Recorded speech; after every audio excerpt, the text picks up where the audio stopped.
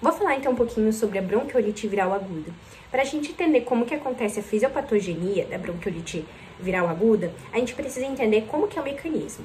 Basicamente, a bronquiolite viral aguda é uma inflamação nos brônquios. Se a gente lembrar da pneumonia viral e da pneumonia bacteriana, a pneumonia bacteriana se dá pela aspiração da bactéria. A pneumonia viral, ela se dá quando a gente tem uma infecção viral aguda e ela começa a descender para as vias aéreas inferiores. E é justamente isso que acontece que vai desencadear a bronquiolite. Nos adultos, o vírus ele vai descendendo, passa pelos brônquios e chega nas vias aéreas inferiores e não causa nenhum sintoma. E aqui a gente vai ver que nas crianças também. Porém, as crianças com menos de 2 anos, por terem um sistema pulmonar menos desenvolvido, quando o vírus ele acaba descendendo para os brônquios, ele não vai passar intacto, ele vai desencadear a bronquiolite viral aguda. Então, a bronquiolite viral aguda é um quadro onde acomete somente crianças com menos de 2 anos, porque eles vão causar um processo inflamatório nos brônquios mais significantes que pode evoluir para um quadro um pouco mais complicado nas crianças. Então, o principal vírus responsável pela bronquiolite viral aguda em menores de 2 anos, ou nas crianças, né, ali, menores de 2 anos, seria o vírus sincicial respiratório, tá? Então, o quadro clínico, sempre crianças com menos de 2 anos, eles começam com um quadro respiratório, porque é uma infecção respiratória inicial, então, coriza, espirros, obstrução nasal, e daí depois eles começam a evoluir para um quadro de tosse, que é muito parecido então com uma pneumonia, e aí quando começa a agravar um pouquinho, que causa essa inflamação no brônquio, essa reação inflamatória, produção de muco, exudato no brônquio, a gente vai apresentar então a taquipneia respiratória e o sibilo. Porque se a gente lembrar, o sibilo ele acontece porque ocorre uma obstrução nos brônquios. Então, alguns lugares não falam de sibilo, alguns anúncios, no enunciado de questão fala tempo expiratório prolongado. Mas basicamente o ar ele vai entrar e vai sair com mais dificuldade dos brônquios fazendo aquele som. Por isso que é muito importante a gente salientar na bronquiolite viral aguda que a bronquiolite, ela sempre vai ser a primeira hipótese de diagnóstico numa criança de menos de 2 anos quando ela apresenta o primeiro sibilo. O primeiro episódio de sibilância a gente vai colocar como hipótese de diagnóstico bronquiolite. A gente só vai desconfiar de uma asma quando essa sibilância ela começa a ficar recorrente e desencadeada por alguns fatores. Então, chegou um bebê, o primeiro episódio de sibilância é bronquiolite, a gente trata como bronquiolite, tá? Então, vamos entender um pouquinho o diagnóstico. É possível, sim, fazer o diagnóstico por raio-x, auxiliar no diagnóstico por raio-x e fazer, então, ali o painel viral, né? A pesquisa do vírus respiratório. Tanto o raio-x quanto o painel viral não são obrigatórios. Existem alguns estudos que mostraram que se você ficar radiografando muito as crianças com suspeita de um quadro de bronquiolite, você pode encontrar algumas anormalidades que você fica na dúvida e trata com antibiótico, vai aumentar a resistência para antibiótico, no fim, era uma bronquiolite causada por vírus sincicial respiratório. Então, você só vai radiografar quando você está na dúvida, mas existem alguns aspectos muito comuns de serem encontrados no raio-x. O primeiro é o sinal da hiperinsuflação, por conta daquela dificuldade respiratória, ela pode causar então ali aquele quadro de dificuldade respiratória, ela vai hiperinsuflar, vai aumentar ali a distância dos arcos costais, então o sinal é sinais de hiperinsuflação. E muitas vezes aquele brônquio, né, que foi obstruído, ele pode impedir com que vá a passagem de ar para alguma região do pulmão, causando uma atelectasia naquele lóbulo, né, naquela região em específico do pulmão.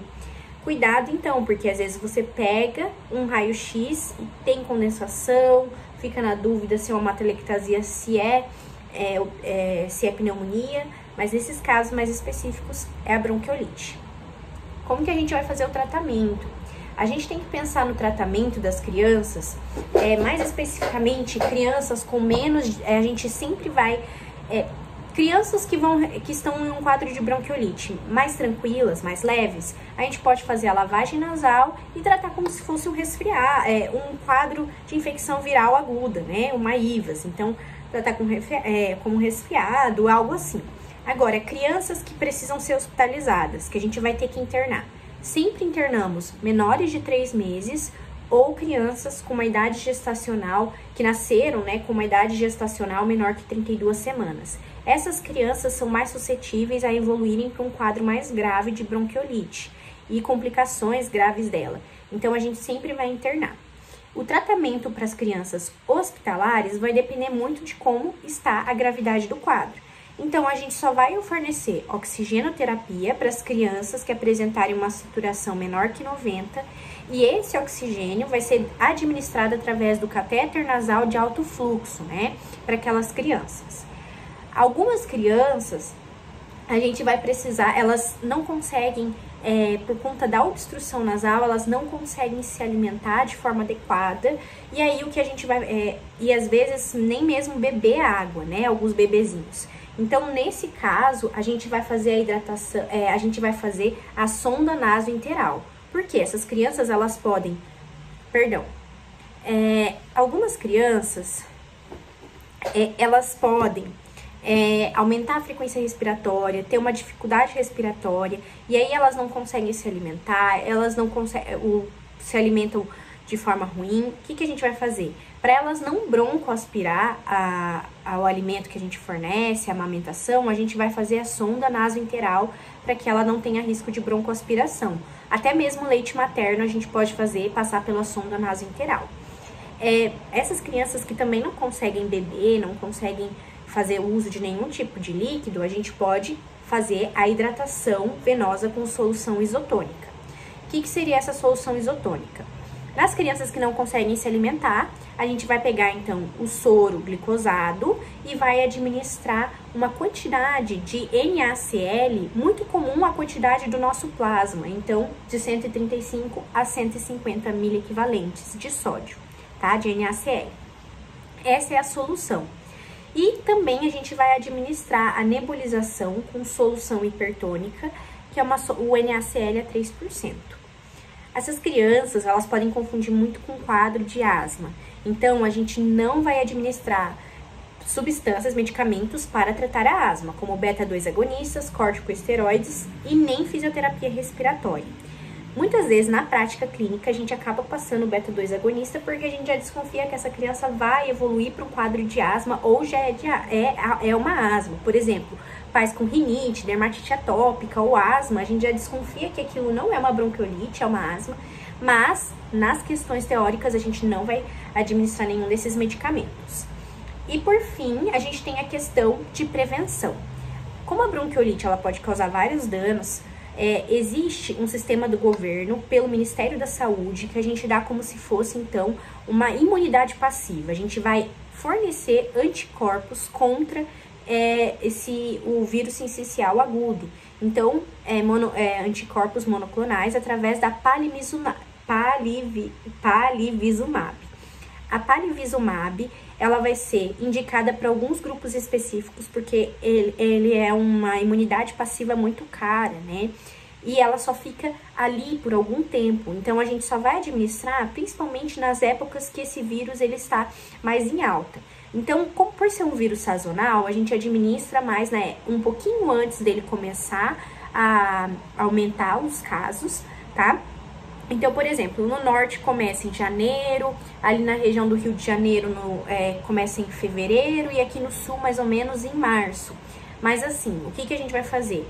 Em menos de um ano, a gente vai administrar a palivizumab em crianças com menos de um ano, que nasceram prematuros, menos de 29 semanas, tá? Ou em crianças com menos de 2 anos, que possuem uma cardiopatia congênita grave ou alguma doença pulmonar de prematuridade. Então, aqui um pulmonar grave, como por exemplo, uma displasia pulmonar.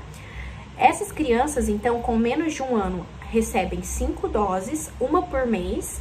Então, vamos supor que começou em março, fevereiro, maio, junho, julho e agosto. E aí depois, quando elas completarem 2 anos, de novo, depois de 1 ano, com menos de 2 anos, elas recebem mais 5 doses. Então, crianças com menos de 1 ano recebem 5 doses, crianças com menos de 2 anos recebem 10 doses, tá? Existe também a indicação da Sociedade Brasileira de Pediatria, que elas indicam em crianças com menos de 6 anos, prematuros, menos de 6 meses, em prematuros entre 29 e 32 semanas. Então, a gente vê que aqui, pelo Ministério, é só menos de 29 semanas, que nasceram prematuros com menos de 29 semanas. Mas a gente pode estender um pouquinho para menos de 32 semanas, que é um dos fatores de risco que a gente faz a internação.